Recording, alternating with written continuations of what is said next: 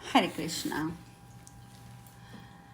माता पार्वती आगे बोली, विश्वेश्वर प्रभो, भगवान विष्णु जी का महात्म्य अद्भुत है, जिसे सुनकर फिर कभी संसार बंधन प्राप्त नहीं होता। क्या आप उसका पुनः वर्णन करेंगे? महादेव जी ने कहा, सुंदरी, मैं भगवान विष्णु के उत्तम महात्म्य का वर्णन करता हूँ, तुम इसे ध्यान से सुनो। इसे सुनकर मनुष्य पुण्य प्राप्त करता है और अंत में उसे मोक्ष की प्राप्ति होती है। महाप्रज्ञ देवव्रत, जो इंद्र आदि देवताओं के लिए भी दुर्घष थे, कुरुक्षेत्र की पुण्य भूमि में ध्यान योग परायण हो रहे थे। वे संपूर्ण शास्त्रों के आश्रय थे। उन्होंने अपनी इंद्रियों को वश में कर लिया था। उनमें पाप का लेश भी नहीं था। वे सत्य प्रतिज्ञ थे और क्रोध को जीतकर समता में प्रतिष्ठित हो चुके थे। संसार के स्वामी और सबको शरण देने वाले भक्त वत्सल भगवान नारायण में मन, वाणी, शरीर, क्रिया के द्वारा वे परस्पर परम निष्ठा को प्राप्त थे। ऐसे शांत चित्त तथा समस्त गुणों के आश्रयभूत कुरु पितामह भीष्म को पृथ्वी पर मस्तक झुकाकर राजा युधिष्ठिर ने प्रणाम किया और इस प्रकार पूछा। महाराज युधिष्ठिर बोले, समस्त शास्त्र वेत्ताओं में श्रेष्ठ धर्म के ज्ञाता पितामह, कोई तो धर्म को सबसे श्रेष्ठ बतलाते हैं, तो कोई धन को, कोई दान की प्रशंसा करते हैं, तो कोई संग्रह के गीत गाते हैं। कुछ लोग सांख्य के समर्थक हैं, तो दूसरे लोग योग के। कोई यथार्थ ज्ञान को उत्तम मानते हैं, तो कोई वैराग्य को। कुछ लोग अग्निष्टोम आदि कर्म को ही सबसे श्रेष्ठ मानते हैं, तो कुछ लोग उस आत्मज्ञान को बड़ा मानते हैं, जिसे पाकर मिट्टी के ढेले, पत्थर और स्वर्ण में समबुद्धि हो जाती है। कुछ लोगों के मत में मनीषी पुरुषों द्वारा बताए हुए यम और नियम ही सबसे उत्तम हैं। कुछ लोग दया को श्रेष्ठ बताते हैं, तो कुछ लोग तपस्वी, महात्मा, अहिंसा को ही सर्वोत्तम कहते हैं। कुछ मनुष्य शौचाचार को श्रेष्ठ बतलाते हैं, तो कुछ देवार्चन को। इस विषय में पाप कर्मों से रहित मोहित चित्त वाले मानव चक्कर खा जाते हैं। वे कुछ निर्णय नहीं कर पाते। इन सब में जो सर्वोत्तम कृत्य हो, जिसका महात्मा पुरुष भी अनुष्ठान कर सकें, उसे बतलाने की कृपा कीजिए। भीष्म जी बोले, धर्मनंदन युधिष्ठिर, सुनो, यह अत्यंत गूढ़ विषय है जो संसार बंधन से मोक्ष दिलाने वाला है। यह विषय तुम्हें भली भांति सुनना और जानना चाहिए। पुंडरीक नाम के एक परम बुद्धिमान और वेद विद्या से संपन्न ब्राह्मण थे, जो ब्रह्मचार्य आश्रम में निवास करते हुए सदा गुरुजनों की आज्ञा के अधीन रहते थे। वे जितेंद्रिय, क्रोधजन्य, संध्योपासना में तत्पर, वेद वेदांगों के ज्ञान में निपुण तथा शास्त्रों की व्याख्या करने में कुशल थे। प्रतिदिन सायकाल और प्रातःकाल संध्याओं के बीच में अग्नि को प्रज्वलित करके वे उत्तम हविष्य से होम किया करते थे। जगतपति भगवान विष्णु का ध्यान करके विधि पूर्वक उनकी आराधना में लगे रहते थे और तपस्या और स्वाध्याय में तत्पर रहकर वे साक्षात ब्रह्मा जी के पुत्र की भांति जान पड़ते थे। जल, समिधा और फूल आदि लाकर निरंतर गुरु की पूजा में प्रवृत्त रहते थे। उनके मन में माता पिता के प्रति भी पूर्ण सेवा का भाव था। वे भिक्षा का आहार करते और दंभ द्वेष से दूर रहते थे। ब्रह्म विद्या, उपनिषद का स्वाध्याय करते और प्राणायाम के अभ्यास में संलग्न रहते थे। उनके हृदय में सबके प्रति आत्मभाव था। संसार की ओर से वे निस्पृह हो गए थे। एक बार उनके मन में संसार सागर से तारने वाला विचार उत्पन्न हुआ। फिर तो वे माता पिता, भाई, सुहृदय, मित्र, सखा, संबंधी, बंधु बांधव, वंश परंपरा से प्राप्त एवं धन धान्य से परिपूर्ण गृह, सब प्रकार के अन्न की पैदावार के योग्य बहुमूल्य खेत तथा उनकी तृष्णा छोड़कर महान धैर्य से संपन्न और परम सुखी होकर पैदल ही पृथ्वी पर विचरने लगे। यह यौवन, रूप, आयु, धन का संग्रह सब अनित्य है, यह विचार करके उनका मन तीनों लोगों की ओर से फिर गया। पांडुनंदन, महायोगी पुंडरीक पुराणोक्त मार्ग से यथा समय समस्त तीर्थों में विधि पूर्वक विचरने लगे। एक समय धीर तपस्वी महाभाग पुंडरीक अपने पूर्व कर्मों के अधीन हो घूमते घामते शालग्राम तीर्थ में जा पहुंचे, जो तपस्या के धनी एवं तत्ववेत्ता मुनियों के द्वारा सेवित था। उस परम पुण्यमय क्षेत्र में सरस्वती नदी में देवहृद नामक तीर्थ में स्नान करके उत्तम व्रत का पालन करने वाले वे महान बुद्धिमान ब्राह्मण वहीं की जाति स्मरी चक्र नदी से संबंध रखने वाले अन्य कुंड तथा अन्यान्य तीर्थों में घूमने लगे। तीर्थ सेवन से उनका अंतःकरण अत्यंत शुद्ध हो चुका था, अतः उन्होंने ध्यान योग में प्रवृत्त होकर वहीं अपना आश्रम बना लिया। सभी उसी तीर्थ में शास्त्रोक्त विधि तथा परम भक्ति के साथ भगवान गरुड़ध्वज की आराधना करके वे सिद्धि पाना चाहते थे। इसीलिए शीत उष्ण आदि द्वंद्वों से रहित एवं जितेंद्रिय हो दीर्घ काल तक अकेले ही वहां निवास करते थे। शाक मूल फल यही उनका भोजन था। वे स्वयं संतुष्ट रहते और सब में समान दृष्टि रखते थे।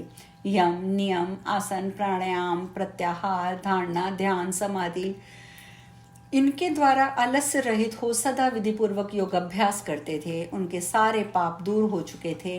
वे वैदिक तांत्रिक पौराणिक मंत्रों से सर्वेश्वर भगवान विष्णु की आराधना करते थे, अतः उन्होंने भली भांति शुद्धि प्राप्त कर ली थी। राग द्वेष से मुक्त हो मूर्तिमान स्वधर्म की भांति चित्त वृत्तियों को भगवान में लगाकर वे निरंतर उनकी आराधना में संलग्न रहते थे। तदंतर किसी समय परमार्थ तत्व के ज्ञाता साक्षात सूर्य के समान महातेजस्वी विष्णु भक्ति से परिपूर्ण हृदय वाले तथा वैष्णवों के हित में तत्पर रहने वाले देवर्षि नारद तपोनिधि पुंडरीक को देखने के लिए उस स्थान पर आए। नारद जी को आया देख पुंडरीक प्रसन्न चित्त से उठे, हाथ जोड़कर उन्हें प्रणाम किया। तत्पश्चात विधि पूर्वक अर्घ्य निवेदन करके उन्होंने पुनः नारद जी को मस्तक झुकाया। फिर मन ही मन विचार किया, ये अद्भुत आकार मनोहर वेश धारण करने वाले तेजस्वी पुरुष कौन हैं? इनके हाथ में वीणा है, मुख पर प्रसन्नता है।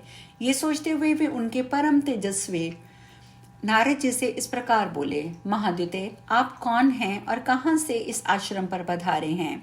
भगवान, इस पृथ्वी पर आपका दर्शन तो प्राय दुर्लभ ही है। मेरे लिए जो आज्ञा हो उसे बताने की कृपा कीजिए। नारद जी ने कहा, ब्राह्मण मैं नारद हूँ, तुम्हें देखने की उत्कंठा से यहाँ आया हूँ। द्विश्रेष्ठ, भगवान का भक्त यदि चंडाल हो तो भी वह स्मरण वार्तालाप और पूजन करने पर सबको पवित्र कर देता है। जो अपने हाथों में शार्ंग नामक धनुष पंचजन्य शंख सुदर्शन चक्र कामोद की गदा धारण करते हैं तथा जो त्रिभुवन के नेत्र हैं, उन देवादिदेव भगवान का मैं दास हूँ। पुंडरीक बोले, देवर्षे आपका दर्शन पाकर मैं देहधारियों में धन्य हो गया, देवताओं के लिए भी परम पूजनीय बन गया। मेरे माता पिता कृतार्थ हो गए और आज मैंने जन्म लेने का फल पा लिया।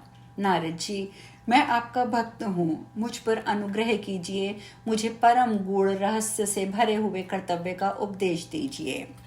नारद जी ने कहा, ब्राह्मण, इस पृथ्वी पर अनेक शास्त्र, बहुत से कर्म और नाना प्रकार के धर्म हैं, इसलिए संसार में ऐसी विलक्षणता दिखाई देती है। अन्यथा सभी प्राणियों को या तो केवल सुख ही सुख प्राप्त होता है या केवल दुख ही दुख। कोई सुखी और दुखी ऐसा अंतर देखने में नहीं आता। कुछ लोगों के मत में ये जगत क्षणिक विज्ञान मात्र चेतन आत्मा से रहित बाह्य पदार्थों की अपेक्षा से शून्य है। दूसरे लोग ऐसा कहते हैं कि ये जगत सदा नित्य अव्यक्त मूल प्रकृति से उत्पन्न होता है तथा उसी में लीन हो जाता है। अतः उपादान की नित्यता के अनुसार ये भी नित्य ही है। कुछ लोग तत्व के विचार में प्रवृत्त होकर ऐसा निश्चय करते हैं कि आत्मा अनेक नित्य और सर्वगत है। दूसरे लोग इस निश्चय पर पहुंचे हैं कि जितने शरीर हैं उतने ही आत्मा हैं। इस मत के अनुसार हाथी और कीड़े आदि के शरीर में तथा महान अंड में भी आत्मा सत्ता मौजूद है। कुछ लोगों का कहना है कि आज इस जगत की जैसी अवस्था है वैसी ही कालांतर में भी रहती है। संसार का ये प्रवाह नित्य ही बना रहता है। भला इसका कर्ता कौन है? कुछ अन्य व्यक्तियों की राय में जो जो वस्तु प्रत्यक्ष उपलब्ध होती है उसके सिवा किसी दूसरी वस्तु की सत्ता नहीं है। फिर स्वर्ग आदि कहाँ हैं? कुछ लोग जगत को ईश्वर की सत्ता से रहित समझते हैं तो कुछ लोग इसमें ईश्वर को व्यापक मानते हैं। इस प्रकार एक दूसरे से अत्यंत भिन्न विचार रखने वाले ये सभी लोग सत्य से विमुख हो रहे हैं। इस तरह भिन्न भिन्न मत का माया जाल फैलाने वाले दूसरे लोगों की बुद्धि और विद्या के अनुसार अपनी अपनी युक्तियों को स्थापित करते हुए भेदपूर्ण विचारों को लेकर भांति भांति की चर्चा करते हैं। तपोधन, अब मैं तर्क की स्थिति में स्थित होकर तत्व की बात बताता हूँ। यह परमार्थ ज्ञान परम पुण्यमय और भयंकर संसार बंधन का नाश करने वाला है। देवता आदि से लेकर मनुष्य पर्यंत सब लोग उसी को प्रमाणित मानते हैं, जो परमार्थ ज्ञान का मूलक प्रतीत होता है। किंतु जो अज्ञान से मोहित हो रहे हैं वे लोग अनागत अर्थात भविष्य, अतीत अर्थात भूत और दूरवर्ती वस्तु को प्रमाण रूप में नहीं देखते, प्रामाणिकता के मान्य मानते हैं, परंतु मुनियों ने प्रत्यक्ष और अनुमान के सिवा उस आगम को मैं प्रमाण मानता हूँ जो पूर्व परंपरा से एक ही रूप में चला आ रहा हो। वास्तव में ऐसे आगम को ही परमार्थ वस्तु के साधनों में प्रमाण मानना चाहिए। द्विश्रेष्ठ, आगम का उस शस्त्र का नाम है जिसके अभ्यास से बल से राग द्वेष रूपी मल का नाश करने वाले उत्तम ज्ञान की उत्पत्ति होती है, जो कर्म और उसके फल के रूप में प्रसिद्ध है, जिसका तत्व ही विज्ञान और दर्शन नाम धारण करता है, जो सर्वत्र व्यापक और जाति आदि की कल्पना से रहित है, जिसे आत्मसंवेदन रूप, नित्य, सनातन, इंद्रातीत, चिन्मय, अमृत, ज्ञेय, अनंत, अजन्मा, अविकारी, व्यक्त, अव्यक्त स्थिति में निरंजन, सर्वव्यापी, श्री विष्णु के नाम से विख्यात तथा वाणी द्वारा वर्णित वस्तुओं में भिन्न रूप से स्थित माना गया है, वह परमात्मा ही आगम का दूसरा लक्षण है। तात्पर्य ये है कि साधन भूत ज्ञान और स्वाध्याय ज्ञेय दोनों ही आगम हैं। वह ज्ञेय परमात्मा योगियों द्वारा ध्यान करने योग्य है। परमार्थ से विमुख मनुष्यों द्वारा उसका ज्ञान होना असंभव है। भिन्न भिन्न बुद्धियों से यह यद्यपि भिन्न सा लक्षित होता है, तथापि आत्मा से भिन्न नहीं है।